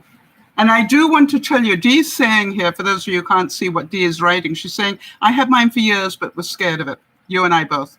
Then I got brave, and I've never looked back. I want to tell you, the day that I broke mine, I literally, within 48 hours, had gone back and bought a second one. Because I knew you've got two, right? And it saves so much on electricity as well, Dee, right? That's the thing people don't realize. It's like heating that up is so different from heating this up.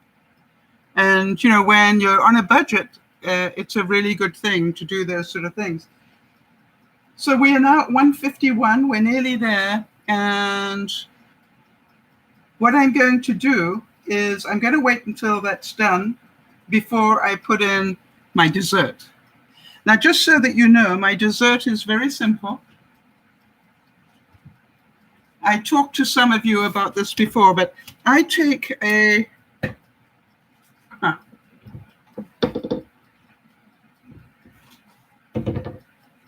low-fat muffin mix, carrot muffin mix is what we're having today, but you can use any one.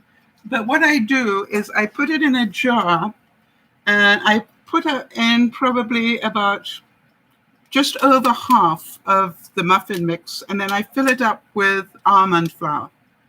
And then I shake it up. And now I use this to make all sorts of different cookies and things. I can make muffins from it, or I can make cookies from it, or do whatever. And tonight I'm going to, if I have time, just make some little mini muffins that I will, like little mini carrot cake muffins that I'm going to have as dessert. The fat on the the fat on the top of the turkey is bubbling very nicely. 153. So we are very, very nearly there. Exciting. So I'm going to start mixing this up. So once that is done, I can pop this into the oven. And once it's mixed like this, all I do is I just huck some, that well-known measurement, some, into a bowl like this, and I add some water.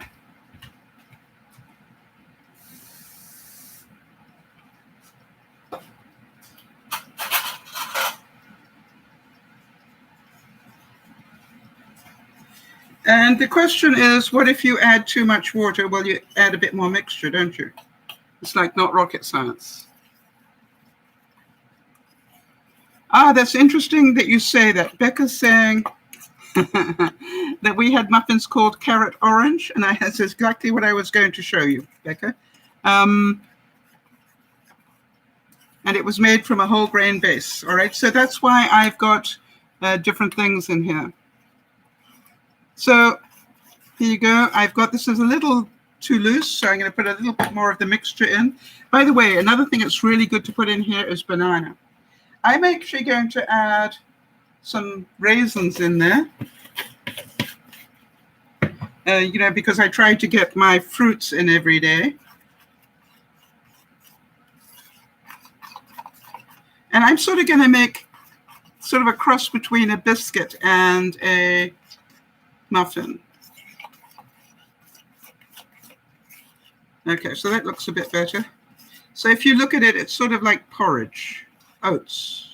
Looks a bit like oats. And by the way, if you want to add oats to it, or go right ahead. It's your life. I'm going to add cranberry and orange. So I've got some cranberries. And I'm going to throw some in. Some. And I've got some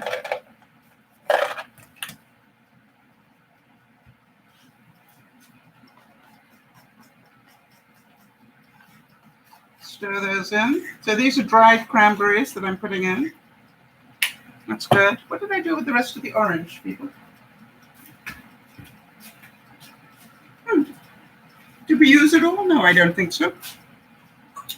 There we are. So remember, I had the orange that I was used for the basting there.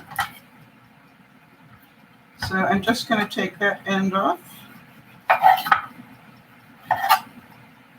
Now we know some of the juice has gone out of this because it went into the basting, but there's still plenty of taste in it.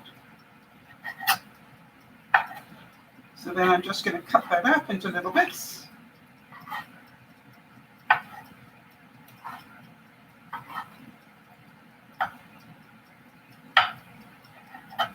Okay.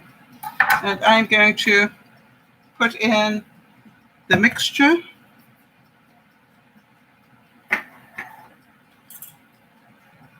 $1.58, we're nearly there.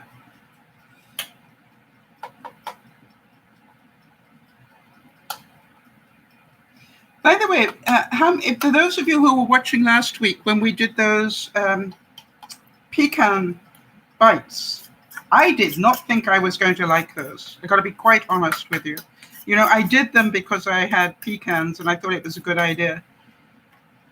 I finished them all. Okay, what's Dee saying? Not true, Becca, but good guess. Right, Jody says, Dear Mama Sal lives in Canada, and our extended family views from around the world, which is true. Becca says that she thinks they all come from the US. That's not true.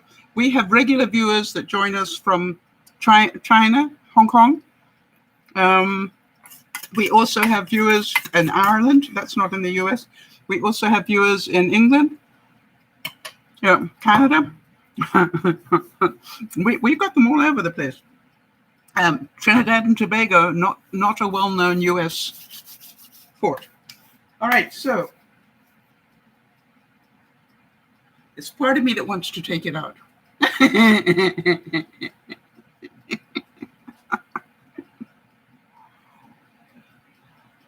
I've got 15 minutes and I want to cook these. Now then, so I'm going to put the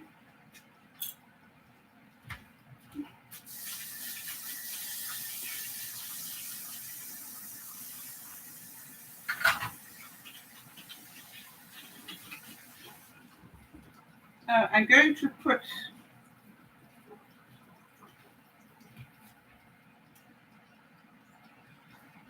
the orange in. Now then, anything I should put in there as well? What do you think? Over the top, a little bit of cinnamon or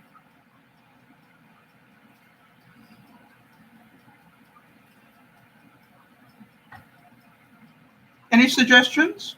Remembering we got cranberry and orange.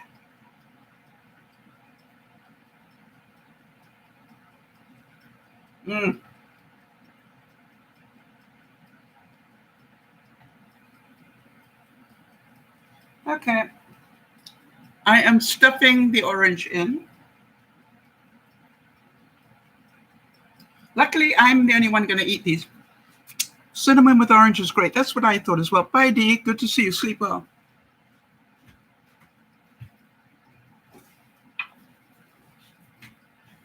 We know that carrot cake's probably already got some in, but let's do that. Oh, 161. We're just there.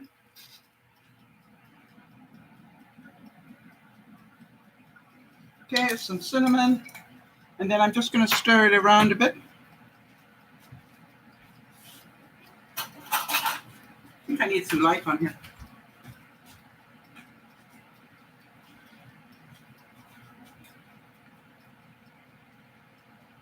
There we go.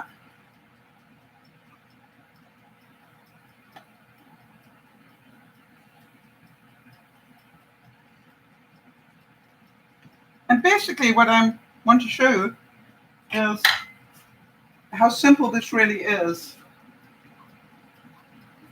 to just cook everything and just keep things going. Now, before that does its thing, do any of you remember that I put 2 walnuts? Yeah, I've got pecans. Oh yeah, I've got pecans, haven't I? Or did I finish them? I might have finished them. No, we've got some still. So, good idea. Thank you, Kez, for reminding me. But how many of you remember that I stuck a couple of lettuce leaves into water and just to see what would happen? And I did that about 2 weeks ago.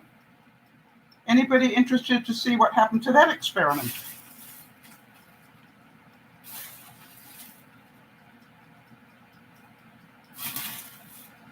Okay, so now we've got carrot,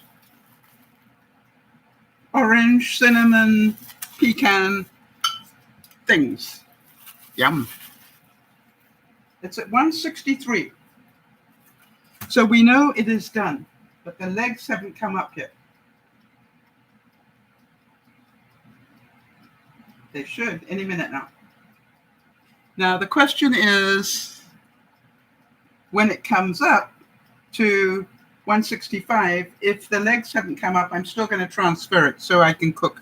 All right, so here you go. for those people who wanted to know. I put 2 lettuce leaves, just the leaves, into water.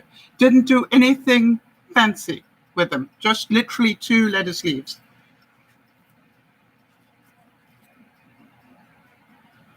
Can you see the roots on them?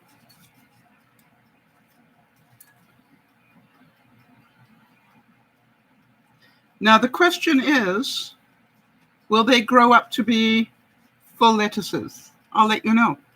Because I'm going to let them, this is just in, yeah, I thought it was pretty awesome. I didn't expect that to happen, to be quite honest.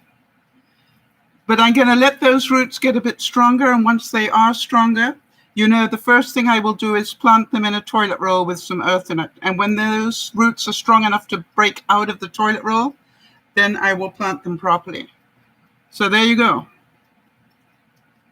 I've got rather a lot of wine glasses that I don't know what to do with, so I'm using them, multitasking them. 164. Ta-da!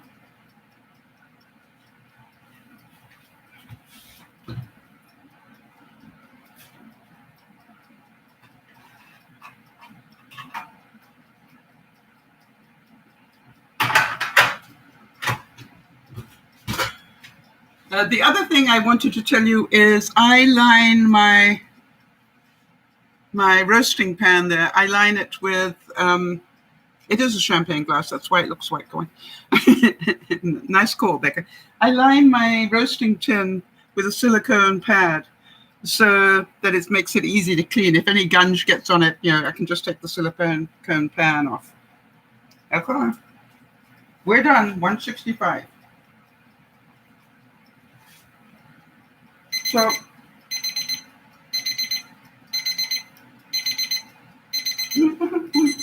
this thing is going mad. Can you see it, Jane? Can you hear it? It's telling me get that turkey out of there. So I'm going to do that.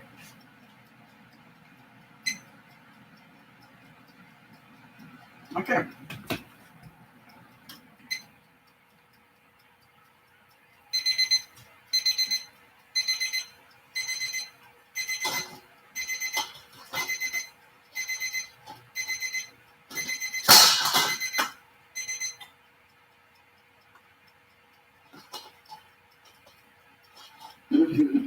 Wrong way up. That's why I can't balance it. That's not. Why don't you do balance? Okay. Thank you. All right, so now I'm going to take the probe out. And now I'm going to put the turkey in to keep warm.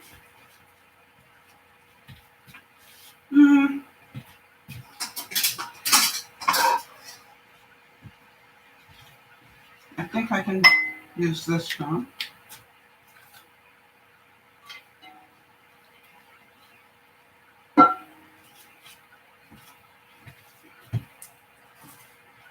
And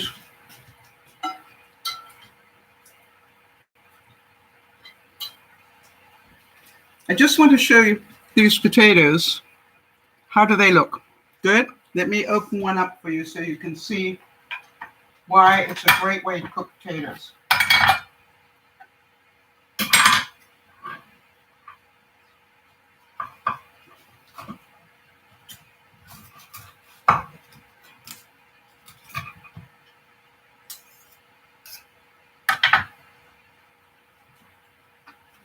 So what you got is a really nice crispy outside and then really fluffy inside.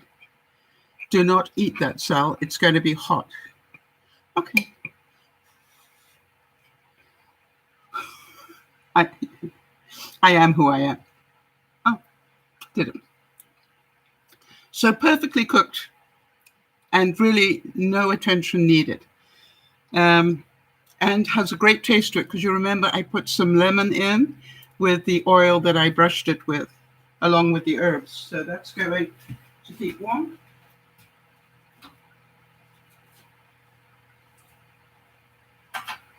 Oh, I so want to eat that potato. Ah, it was hot. And now what we're going to do is take out the very crispy oranges. And I know this sounds insane. I am going to put these in without cleaning the halogen or doing anything. In they go. And I'm going to leave that at 375. And I'll put that in for 15 minutes. Might not need that, but in they go. Put the thing back in the oven, so.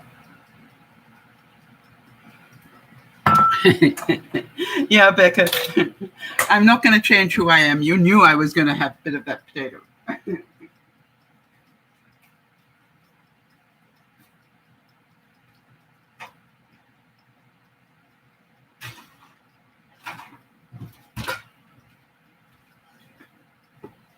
One of the things that I really wanted to say to you all, especially for those younger viewers, is everybody shies away from doing roasts because they're so difficult. They're not. The thing about doing a roast is that it basically cooks itself. All you need to do is put it in. And then you've got the rest of the time while it's cooking to do everything else. And if you're lucky enough to have a halogen, it makes it so you haven't got very much cleanup. When all this is finished, obviously after the broadcast, I will take the juices and then make the gravy. I already have the mixture that I'm going to put into it ready. So, you know, there's some beautiful crispy, orangey, caramelized stuff at the bottom of the halogen. So I will add some water to this and then let it cool down a little bit because I don't want to put cold stuff. I'm going to leave this out now, but, you know, just let it cool down a little bit before I put this in. But then I will make a gravy, and I'll make enough gravy to last me 2 or 3 days because I will have enough turkey to last me. Now, what do I do with the turkey now that it's done? Tonight, I will have roast turkey and the trimmings. And then what I will do is tomorrow I will cut up the rest of the turkey into, some of it will be sliced turkey, some of it will be chunks of turkey. And what I do is I put them into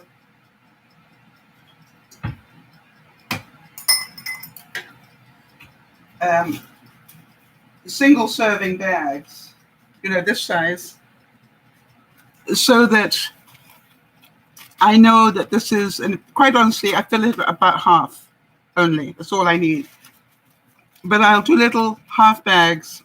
So if I say today is my turkey day, I will decide maybe I will take one little packet out and sprinkle it over my salad.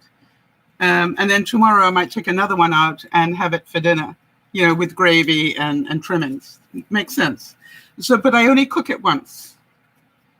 Right? It's already cooked. By the way, another thing I do with it, I will have it one night as a satay. I will make a peanut butter sauce to go with it, and then, you know, have it as peanut butter satay, chicken satay. Beautiful. I love it. Yes, Jody is saying you can make that stretch quite a few meals. It's a marvelous bargain. One-stop cooking. That's what I like to do because I won't eat turkey all week. All right, I won't eat turkey all week. What I've done is now I've got turkey for the month. Yeah, at least once a week I'm going to be eating turkey now. Does that make sense? But I only cook it once. And then it goes into the freezer pre-cooked so that I can play with it. Very simple, very cost-effective. So let's say that I get 6 meals out of it. I think, why am I looking at the cookies? You've never heard of satay? Oh, quite simple, Becca. Mix up some peanut butter, some soy sauce. If you've got wholesome sauce, that also goes well in there. And just mix it all up. What else do I sometimes put? I mean, I don't ever read a recipe. I sometimes put in some a little bit of balsamic vinegar. And it's like a sauce. It's like a peanut sauce. And you can have it with chicken or pork or beef even. Normally, the people in Thailand will have the meat strung on a skewer and then cover it with the satay sauce. I want to tell you, look up satay on the internet. You will get 1,001. Yeah, if you like peanut butter, you will love it. And by the way, I make mine different ways every time. I just want, me, whatever I feel like hucking in today. Do I want to have some, balsamic vinegar in there? I think I'll try that. It's absolutely like in Thai food. That's where it comes from, I think. Satay is a Taiwanese, or Thailand. It comes from Thailand originally. It's very tasty. And what I will do is I'll make a little amount of rice. I only cook 1/4 cup of rice, and then put the chicken over the top and the satay sauce. What I will do actually is to make vegetables in the rice and fry that up a little bit so that's nice and crispy, and then I will put the chicken over the top and then the satay sauce over the top of that. You'll enjoy it, Becca. And the muffins are growing very nicely. So there we go. Any questions? Is anybody as excited as I am with this? I'm dying to see, does it grow a second leaf? I have no idea. The very last thing I wanted to say is, how many of you still get some of these, I don't think you can help it, what I call one-use plastic bags that they wrap vegetables in? I wanted to show you that they are an absolute pain if you keep them like this. However, I have discovered, and by the way, I have a lot of uses for those, but what I've discovered, get a jar, and you can see how many I've got in here, right? I got a whole bag full. If you get a jar, you can corral them a lot more easily, right? They get under control much more easily. And they take up far less room. Trying to put this bag full of bags somewhere just takes up way too much room. But if you stuff them into a glass jar, like this, I know they all fit in there because guess what? They came out of it.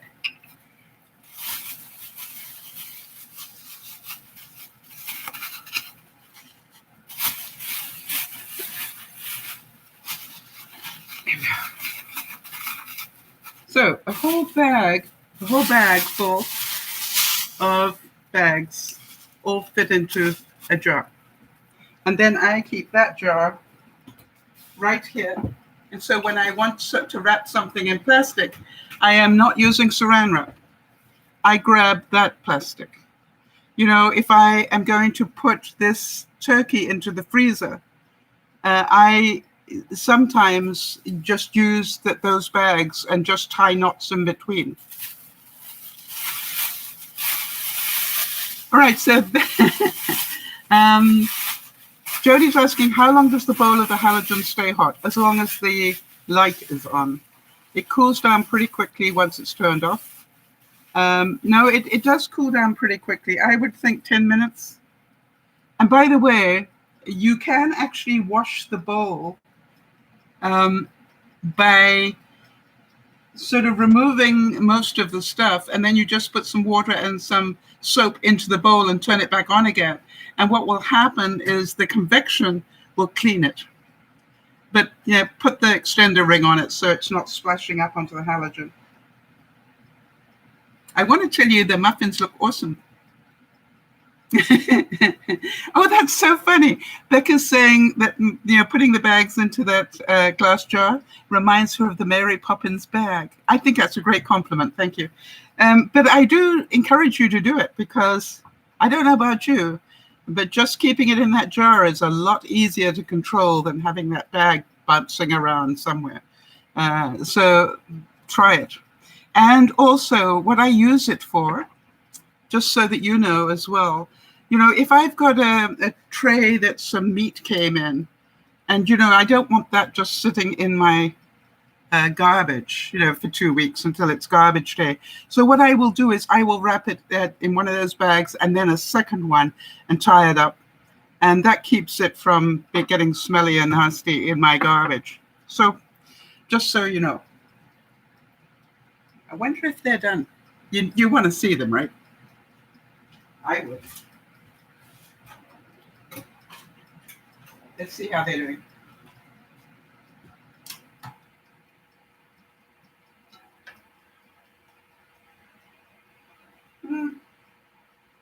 Oh, I need a little bit more. So there we go. But you get the idea.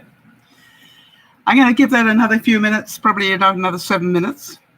And then we will enjoy it. I probably put a little bit. I've already taken some cream cheese out of the fridge to soften up, and I will have a little bit on there. All right, Becca's saying, have any of you seen the newer Mary Poppins movie? I haven't seen that, I must admit. Kez is saying, I've seen people put veg and fruit bags in empty wet wipes. Yes. Packets with lids. Yes, very good idea. Very good idea. You just need to string the one through the handles of the other. The same thing as my disinfectant wipes, I don't throw them away. I actually keep them, when they dry out, I keep them. And then what I will do is when the thing is empty, I will fold them all up again and put them back in with more disinfectant stuff and reuse them a second time. So very, very easy, reuse, recycle wherever you can.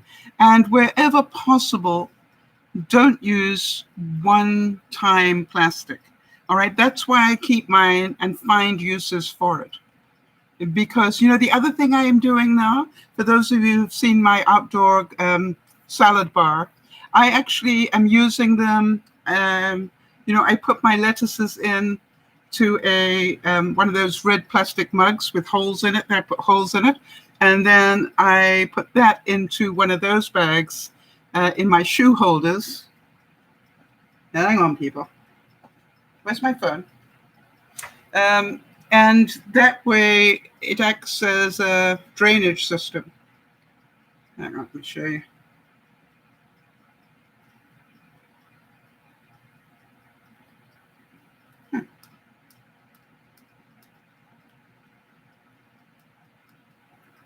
Apparently I took a lot of pictures. Thought I took one of that.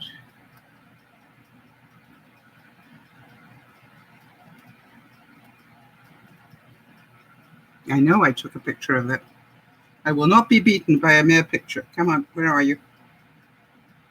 I took a number of them. There we go. So if you see,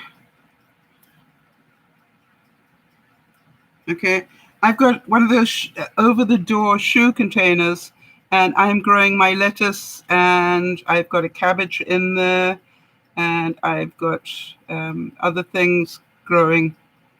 You see that? But what I've got are those plastic underneath, so when I water, it's keeping the water in the system. So, and you will also notice here, okay, don't know if you noticed on the side here, but I literally am growing lettuces in my milk cartons. All right. So what I'm constantly doing is saying, I don't want to throw it out. How can I use this? And it's all an experiment, but it's working. This is DearMamaSal saying, thank you for being here with me. I hope you enjoyed it. Did you learn anything? Did you get a hint that or a cooking tip that you liked, or an idea? I hope so. I cannot thank you enough for being here as I cook my meal. And if you'd like me to do more meals like this so that we talk our way through the cooking process, please let me know. And, it's just like cooking is not nearly as stressful as people make it out to be. As long as you let go of your perfectionism. That is the whole thing. It's like life. Let go of your perfectionism and enjoy the process. Hi, Anna Marie. Okay. Is that Anna Marie or a different Anna? Oh, it's Anne. M. Hi. Well, the good news is, Anne, that it's on the replay, so you can watch this whenever you want to. All right. So Jody says, I love it when you cook or bake. So I hope that you did. And I'm really looking forward to having my muffins. And I'll just put a little bit of, what do you call that stuff, people? Frosting, but it's the cream cheese frosting is going to go on top. Just a little there to give it a bit of, yes. And I wonder why I don't lose weight. This is DearMamaSal saying, thank you for being here. Thank you for letting me cook my dinner in front of you. And I will definitely do other ones like this just to show you it's so easy. And saying, I was here a few weeks ago, if any of you call, but I missed the last few streams lamentably. Oh, wow, that's such a great word. But we'll watch the replay and hope to catch up with you sometime live. We'll look forward to it, Anne. It's always nice. So enjoy, everybody. No, Becca, it's not going to be a glaze. The glaze is way too thin for me. It's going to be a layer. Definitely not glaze. Glaze is for healthy people. Now, I will do a layer of cream cheese frosting. This is DearMamaSal saying, I'm really going to be who I am. Right? Have fun, people. And see you soon. I'm going to go eat. Bye-bye for now.